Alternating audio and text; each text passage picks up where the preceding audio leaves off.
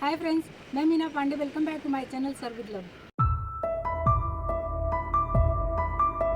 Friends, आज मैंने कुंदरू की ग्रेवी वाली सब्जी बनाई है जो कि बहुत ही टेस्टी बनी है। आइए देख लेते हैं किस तरीके से मैंने बनाया है। तो उसके लिए मैंने कुंदरू ले लिया है। कुंदरू को अच्छे से पानी से धो के लिया, देख रहे हैं ना अभी भी गीला है। इसको मैं कपड़े से पोंछ लेती हूँ। पोंछने के बाद इसको मैं ऐसे ऊपर से और ये नीचे से ये काट के और बीच से ऐसे ही कट लगा दे रही हूँ। इसको स्टफ़ नहीं करना है, लेकिन ऐसे कट लगाना बहुत ज़रूरी है। ऐसे कट लगा के ले लेती हूँ, क्योंकि कुंदरू में आपको भी पता है ज़्यादा स्पेस नहीं होता है, इसलिए वो 2 टुकड़े में हो जाएगा ज़्यादा प्रेशर लगा। मगर इसी तरीके का ये होना चाहिए। इधर मैंने एक बड़ा प्याज ले लिया, 2-3 टमाटर ले लिया, इसको काट लेती हूँ। इसी तरीके से टमाटर भी बारीक बारीक काट लेती हूँ। आप चाहिए तो टमाटर को मिक्सी जार में आप ग्राइंड कर सकते हो, लेकिन ऐसे बारीक बारीक भी काटेंगे तो वो गल जाएगा। तो बिना मसाला पीसे आज मैं ये कुंदरू की सब्ज़ी बना के तैयार करूँगी, मसालेदार। खा के मज़ा ही आ जाएगा, बहुत टेस्टी बनती है। ये प्याज टमाटर हरी मिर्ची कट के आइए बना लेते हैं। कढ़ाई ले लिया, कढ़ाई में 1 टेबल स्पून में सरसों का तेल डाल रही हूँ। कोई भी कुकिंग ऑयल ले सकते हो। तेल डाल के पूरी कढ़ाई में फैला दे रही हूँ। ये सारे कुंदरू इसी में डाल के हमें फ्राई करने हैं, ताकि कुंदरू का हल्का सा कलर भी चेंज हो जाए, थोड़ा सोंधापन आ जाए। तो इसी में डाल देती हूँ। गैस को मीडियम पे ही रखेंगे, क्योंकि इसको हमें सॉफ्ट नहीं करना है। 3 से 5 मिनट ऐसे चलाती रहूँगी ना, तो इसका कलर भी चेंज हो जाएगा और हल्का सा ऊपर एक लेयर सा आ जाता है, तो उससे सोंधापन आ जाएगा। और बाकी तो जब मैं कुंदरू बना के तैयार करूँगी, ग्रेवी में डालूँगी, क्योंकि मैं ग्रेवी वाला कुंदरू बनाऊँगी। बहुत ही टेस्टी बनता है फ्रेंड्स, एक बार ज़रूर बना के ट्राई करिएगा। तो उसी के लिए मैं ये रोस्ट कर रही हूँ कि अगर कच्चा कुंदरू हम सीधा ग्रेवी में डाल देंगे ना, तो खाने में मज़ा नहीं आएगा। इसलिए इसको इस तरीके से रोस्ट करना बहुत ज़रूरी है। ये देखिए, चला के मैंने इस तरीके से फैला दिया, जैसे कढ़ाई में एक लेयर सा हो जाता है ना, ऐसे फैला देंगे, फिर चला देंगे, तो ये पक भी जाएगा हल्का और इसमें कलर भी आ जाएगा। ये कलर इसका चेंज हो जाएगा। तो फ्रेंड्स, कुंदरू को बीच से कट करना ज़रूरी है, क्योंकि अगर कोई चीज़ हम तेल में ऐसे डालते हैं ना, तो वो चिटकता है, क्योंकि पूरा है तो फटने के भी चांस होते हैं ना, इसलिए बीच से मैंने कट लगाया है। आप चाहिए तो इसको तेल में पूरे, मतलब जैसे डीप फ्राई करते हैं वैसे डीप फ्राई भी कर सकते हो। इसमें देख रहे हैं हल्के हल्के से स्पॉट्स पड़ गए हैं और कुंदरू हमारा 10 से 20% पक भी गया है। अच्छा, साइड में रोक के रखेंगे ना, जो एक्स्ट्रा तेल होगा वो भी झड़ जाएगा। और फ्रेंड्स, तेल देख रहे हैं ना, जितना तेल डला था पूरे का पूरा तेल बचा हुआ है। तो इसमें ज़्यादा तेल का भी यूज़ नहीं होता है, लेकिन बहुत ही शानदार सब्ज़ी बन के तैयार होती है। ग्रेवी की सब्ज़ी रहेगी, मतलब ग्रेवी सब्ज़ी रहेगी, तो आप चावल पुलाव के भी साथ खा सकते हो, रोटी पराठा के साथ भी खा सकते हो। तेल तो हमारा गर्म ही है। इसी में 1/2 टीस्पून जीरा डाल देती हूँ, थोड़ा सा सरसों दाना भी डाल देती हूँ। इधर मैंने जो प्याज और हरी मिर्ची काट लिया ना, इसको डाल देते हैं। इसको चला के हमें हल्का सा ट्रांसपेरेंट हो जाए तब तक प्याज को पका लेना। बहुत ज़्यादा गोल्डन नहीं करना है, बस ट्रांसपेरेंट होने तक इसको पकाना है। फ्रेंड्स, आप चाहिए तो ये प्याज मिर्ची टमाटर सब कुछ मिक्सी जार में पीस के स्मूथ पेस्ट बना सकते हो, लेकिन ये जो कुंदरू का ग्रेवी वाली सब्ज़ी होगी ना, उसके लिए अगर इस तरीके से काट के ही बनाएंगे तो ज़्यादा टेस्टी लगेगा। मुंह में आएगा मसालों के साथ, ये प्याज टमाटर सभी कुछ, तो खाने में अच्छा लगेगा। बाकी आपकी चॉइस है, आप सारा स्मूथली पीस के भी बना सकते हो। जो टमाटर काट लिए इसको डाल देती हूँ। टमाटर को हल्का सा गलने देती हूँ मैं।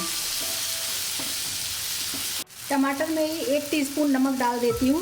जब सब्ज़ी बन के तैयार हो जाएगी तो नमक में टेस्ट करके फिर एडजस्ट कर दूँगी। टमाटर फटाफट गल जाएगा ना, इसीलिए इस टाइम में मैंने डाल दिया है। एक बार मिक्स कर देती हूँ, साथ में स्पाइसेस डाल देती हूँ, ताकि स्पाइसेस भी साथ में पकता रहे। 1/2 टीस्पून हल्दी पाउडर डाल रही हूँ। 1 टीस्पून में किचन किंग मसाला ले रही हूँ, इसको डालती हूँ। 1/2 टीस्पून काश्मीरी लाल मिर्च पाउडर डाल रही हूँ। मसालों को अच्छे तरीके से मिक्स कर देते हैं साथ में ही। टमाटर जो पानी छोड़ेगा ना, उसी पानी में टमाटर के साथ में मसाले भी पक जाएंगे, और ऊपर से मसालों में हमें अभी पानी डालने की ज़रूरत नहीं पड़ेगी। बस ऐसे चलाते हुए हमें पका लेना, और इस तरीके से ना ऐसे चलाती रहूँगी तो टमाटर इसमें अच्छे से गल भी जाएगा। स्पैचुला के साथ में ही ऐसे कवर कर देती हूँ और टमाटर और मसालों को पक जाने देती हूँ। जब तक मसाला हमारा पक रहा है तब तक मैं एक और तैयारी कर लेती हूँ। मैंने 2 टेबल स्पून रोस्टेड चना डाल लिया, जो फुटना होता है ना, चटनी वगैरह में यूज़ होता है।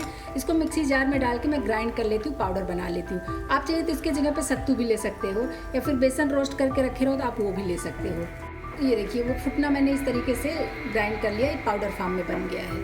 तो आइए मसाला एक बार चेक कर लेती हूँ। मसाला अगर चला के देखें ना, तो इसमें तेल छूट गया है और बहुत अच्छी सौंधी सौंधी सी खुशबू भी आ रही है। मसाले हमारे पक चुके हैं।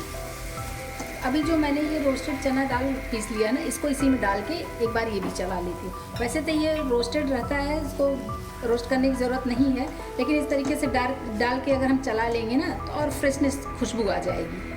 तो बस इसको डाल के अच्छे से मिक्स कर देते हैं। फ्रेंड्स, ये थिकनेस करने जो ग्रेवी होगी ना, ग्रेवी क्योंकि मसाले पीस के मैंने नहीं डाले हैं, ये जो ग्रेवी को थिक करेगा, थोड़ा गाढ़ा सा जो ग्रेवी बनेगा ना वो थोड़ा गाढ़ा सा बनेगा।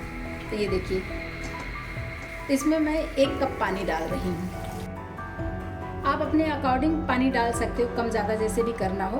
अभी मसालों के साथ में पानी को मिक्स कर दे दें ताकि इसमें लम्स वगैरह ना रहे।